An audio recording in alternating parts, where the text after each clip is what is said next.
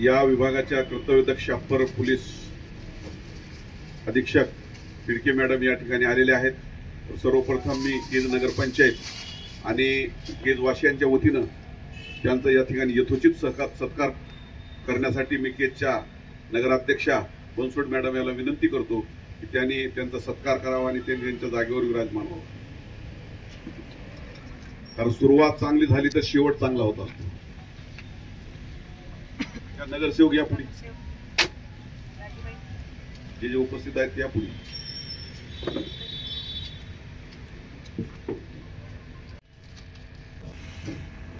आज या ठिकाणी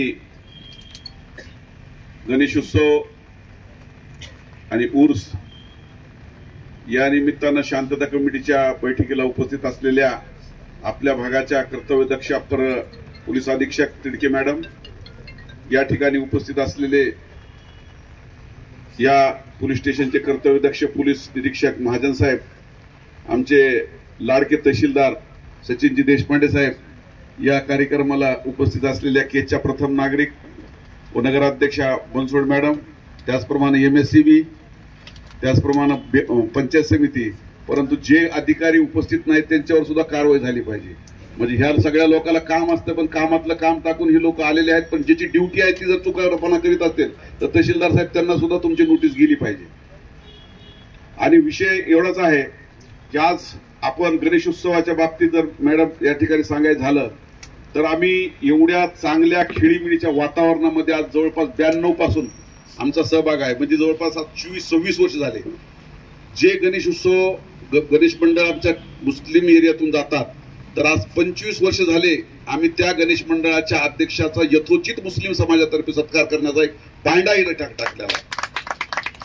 कारण काय, न गीता बुरी है, न कुरान बुरा है, न खुदा बुरा है, न भगवान बुरा है, न हिंदू बुरा है, न मुसलमान बुरा है, बुरा वो है जो दिमाग में घुसा, जो शैतान वो बुरा है। तो आम्हाला कुठल्याही परिस्थितीत शैतान तिथं घुसू द्यायचा नाही, कुठल्याही अफवाला आपल्याला बळी पडायचं नाही, कुठल्याही चुकीच्या मार्गाने आपल्याला जायचं नाही। आमचं केजचं पुरोगामित्व आम्ही लोकांना नाही, जिल्ह्याला नाही, महाराष्ट्राला आतापर्यंत दाखवत आलो।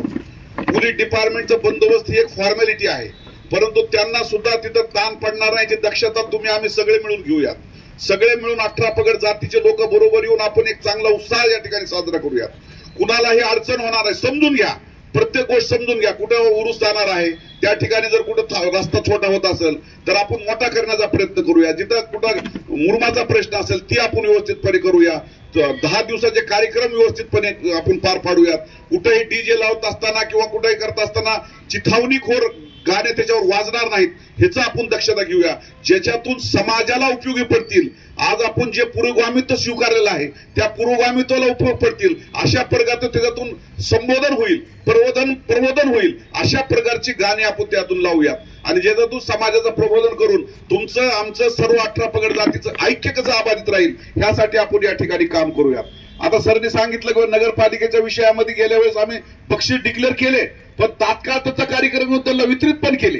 आता सरांना आणखी विनंती करतो, यावेळेस तुम्हीच परीक्षक आहात, त्या परीक्षणाचा अहवाल तुम्ही दिला की आम्हाला तुम्हीच तारीख द्या, दुसऱ्या दिवशी करायचे का तिसऱ्या दिवशी करायचे, लगेच करून टाकू। पहिलं बक्षीस 5001, दुसरं बक्षीस 3001 आणि चौथं बक्षीस, तिसरं बक्षीस 2001, म्हणजे अशा पद्धतीने आपण तुम्ही त्या पद्धतीने करून घ्या, त्या पद्धतीने आपण या ठिकाणी करून घेऊयात। आता राहिला दुसरा सवाल की नगरपालिकेने ज्या ज्या सुविधा तुम्हाला दिल्या पाहिजे त्या प्रत्येक सुविधा आपण काटेकोरपणे पालन करू। तुम्ही जर ज्या ज्या सूचना आम्हाला दिल्या, मला कालपासून बऱ्याच सूचना बाबा, त्या सूचनेचं पालन व्यवस्थितपणे चालू आहे। जिथं जिथं अजून काय लागत असतं सांगा, त्या ठिकाणी आपण सगळ्या गोष्टी पुरवू आणि सगळ्या हातात हात घालून चांगल्या पद्धतीनं ही साजरा करू। गेल्या वेळेस तर सुद्धा गणेश मूर्तीचं, त्यानंतर आपण मंगळवार पेठला केलं होतं आणि त्यानंतर इथं चौकात एक केलं होतं आणि आपण आदरणीय पाटील साहेबांच्या घरापाशी केलं होतं की जेणेकरून ती मुलं सगळं कलेक्शन तिथं करतील आणि लहान मुलं विसर्जनाला न जाता आमचे कर्मचारी जाऊन तिथं विसर्जन करतील। कुणाचा पाय घसरला, काय अपरिचित घटना होणी ह्यात केलं। आणि मोठा जी गणेशोत्सव आहे तर मोठे गणपती आपण दरवर्षीप्रमाणे राऊत साहेबांच्या जी एरिया आहे त्या एरियामध्ये आपण त्या ठिकाणी नेऊन टाकू। मग त्या ठिकाणी त्यांचं विसर्जन केलं जाईल, यथोचित सन्मानपूर्वक केलं जाईल, त्या ठिकाणी पूर्ण यंत्रणा उभी केली जाईल आणि ते सर्व करीत असताना आपण त्या ठिकाणी गणेश विसर्जनाला सर्व उपस्थित राहू आणि यथोचित सन्मानानं त्यांचं विसर्जन करूया. हा एक झाला विषय. दुसरा सरांनी लाईटीचा विषय काढला. तर लाईटीचा विषय आतापर्यंत लाईटी HPM ने ह्यानं बनविल्या, परंतु ते हस्तांतर करीत असताना त्यांच्या स्टँडर्ड मध्ये त्यांनी त्या ठिकाणी ट्रान्सफॉर्मरची सुविधा नव्हती. मग त्या घोळात बरेच दिवस चाललं, परंतु आमच्याकडे दिला असताना सुद्धा त्याला आम्ही स्वीकारलं नाही. आम्हाला फक्त पत्र दिलं की असं असं आम्ही तुमच्याकडे करीत आहोत. पण आता कसं आहे, शेवटी त्यांच्या आमच्या वादामध्ये गावाला विटी धरणं किंवा जनतेला विटी धरणं हे योग्य नाही. म्हणून आम्ही त्याच्या कालच्या मीटिंग मध्ये आम्ही त्याचं पूर्णपणे त्याचं जे प्रस्ताव त्याचा मंजूर केलेला आहे आणि काल इस्टिमेटला पाठवलेला आहे. आमची पूर्ण कोशिश आहे की 7-8 दिवसामध्ये दोन्ही ट्रान्सफॉर्मर बसून आपले धारूर रोड असेल, अंबाजोगाई रोड असेल आणि बीड रोड असेल, तर ह्या गोष्टी आपण एक 4-8 दिवसामध्ये कशा पद्धतीने होतात. विसर्जनाच्या आधी आपलं जी ही माहोल तयार होतो त्याच्या आधी आपण सगळ्या लाईटी चालू करून घेऊयात. कळंब रोडची पण चालू झालेली आहे आणि सगळ्या गोष्टी ह्या 4-6 महिन्याचा विषय होता, परंतु त्या तांत्रिक बाबीमुळे ते अडकून पडलेलं होतं. मध्ये मिटिंग नव्हती, नगराध्यक्षाचं इलेक्शन होतं, हे सगळ्या गोष्टी होत्या, परंतु ते कालच्या पहिल्या मिटिंग मध्ये आम्ही ते सगळे प्रश्न मार्गी लावलेले आहेत आणि आपण सगळ्या गोष्टी त्यातून पार पाडणार आहेत.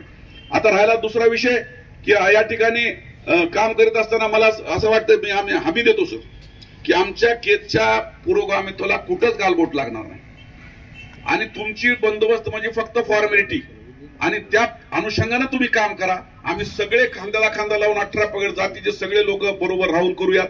जी काय उत्साहामध्ये इनर्जिकल असतं, म्हणजे डॉल्बी असेल, कुठं काय असेल, काय असेल, जी आनंद उत्सव साजरा करण्यासाठी जी लागणाऱ्या गोष्टी आहेत त्याच्यावर सुद्धा तुम्ही सहकार्य करावं.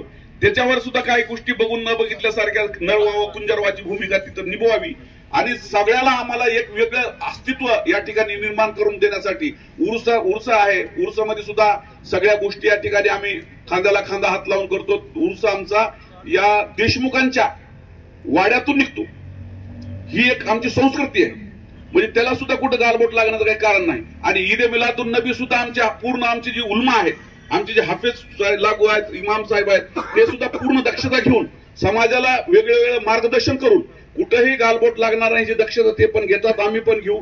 आणि ज्या काही नियम अटीच्या शर्तीच्या अधीन राहून, ज्या इस्लामनं सांगितलेल्या अटी शर्तीच्या अधीन राहून सगळ्या गोष्टी आपण त्या ठिकाणी पार पाडू, जेणेकरून कुणालाही त्याची तकलीफ होणार नाही, कुणालाही त्याचा विपरीत परिणाम होणार नाही आणि सगळे सण सुद्धा आपण व्यवस्थितपणे हातात हात घालून पूर्णत्वाला नेऊन. काही गोष्टी घडल्या तर समजदार लोक आपल्याकडे 4 लोक आहेत, प्रत्येकच्या कानावर टाका. आम्ही तत्पर पूर्ण नगरपालिका नगराध्यक्ष आम्ही तुमच्या पूर्णपणे सेवेत राहू. जिथं तुम्हाला काही गोष्टी वाटल्या ते आमच्या कानावर टाका, आम्ही प्रशासनाच्या कानावर टाकू आणि आपण सगळे मिळून एक एक्झाम्पल असे सण आपण साजरा करून एक प्रशासनाला आपण आपले पाठ थापटिण्या एवढी काम चांगलं करून आपण पाठ थापटिण्याचे हक्कदार होऊ. असं तुम्ही आलात तसं पुन्हा येऊन आमची तुम्ही प्रशंसा करावी, अशा पद्धतीच्या आशा आमच्या सगळ्या केजवासियाकडून आम्ही व्यक्त करतो आणि तुम्हाला दिलेला शब्द पूर्णपणे आम्ही पार पाडू. प्रशासनानं सुद्धा काही ज्या त्या ठिकाणी त्यांची आवश्यकता असेल त्या ठिकाणी तत्परतेनं आम्हाला सहकार्य करावं. आमचे बँडशी असेल, MSCBचा असेल, त्यांचा रोल महत्वाचा आहे, कारण ताराले लोंबलेले आहेत, ते जरा थोडं लक्ष द्या, सगळ्या गोष्टी करून घ्या. आणि अंडील साहेब चांगलं काम करतात, त्यांचं काम खूप चांगलं आहे, कधी मी फोन केला तर तत्पर असतात ते. आमच्या सगळ्या सहकार्यातून आम्ही चांगल्या पद्धतीने या ठिकाणी पार पाडू एवढीच विनंती करतो आणि सगळे मिळून आपण व्यवस्थितपणे सगळ्या गोष्टी पूर्णत्वाला नेऊन एवढं या ठिकाणी बोलण्याची आम्हाला संधी दिली आणि या चांगल्या पद्धतीची या ठिकाणी मीटिंग आयोजित केली, त्याबद्दल मी संयोजकाचं या ठिकाणी आभार मानतो. कारण अशा गोष्टी व्हायला पाहिजे, अशा गोष्टी आपण मीटिंगात व्हायला पाहिजे. एवढी चांगली साहेबांनी अरेंज केली, चांगली बसायची व्यवस्था केली, नाही तर प्रत्येक वेळेस मध्ये बसायचं अडचण होत होती, पण यावेळेस चांगलं सगळं झालं. इस अदब के मंच पे इंसान इंसान को मिलता है, यहाँ पर जो है तो मुसलमान मिलता है, हिंदू मिलता है, और अशा पद्धतीचं मंच आपण नेहमीसाठी अरेंज केलं पाहिजे आणि अशा पद्धतीची इन्सानियतचा संदेश आपण दिला पाहिजे. ही सगळ्या गोष्टी केल्यामुळे तुमचा मनापासून धन्यवाद देतो आणि थांबतो. जय हिंद, जय महाराज, जय भीम, जय भारत.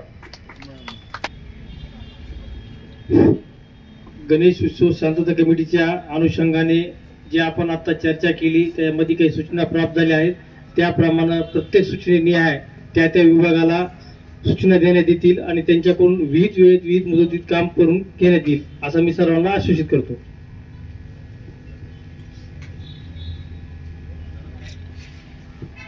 आता बऱ्यापैकी आपल्याला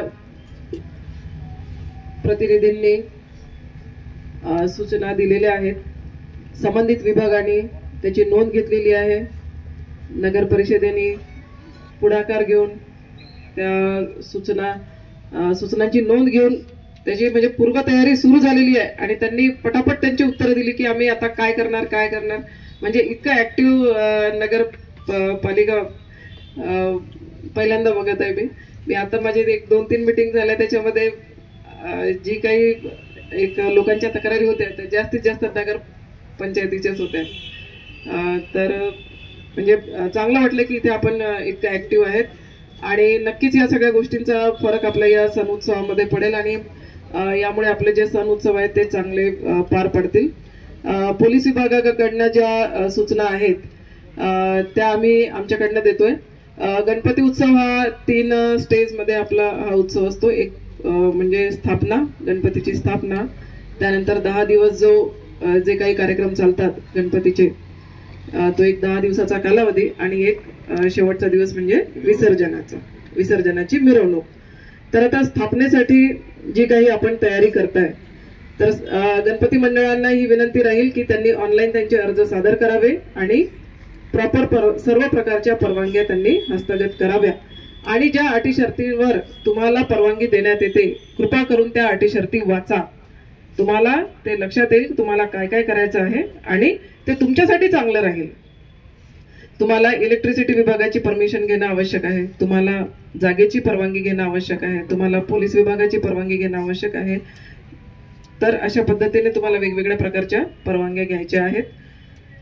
MSCBची जी इलेक्ट्रिक विभागाची जी परवानगी घेता तुम्ही ती फार आवश्यक आहे यासाठी की जर तुम्ही अनधिकृत वीज पुरवठा घेतला तुमच्या मंडळासाठी आणि त्यातून जर एखादी दुर्घटना झाली तर याची सर्वस्वी जी जबाबदारी असेल ही त्या मंडळाच्या पदाधिकाऱ्यांची असणार आहे.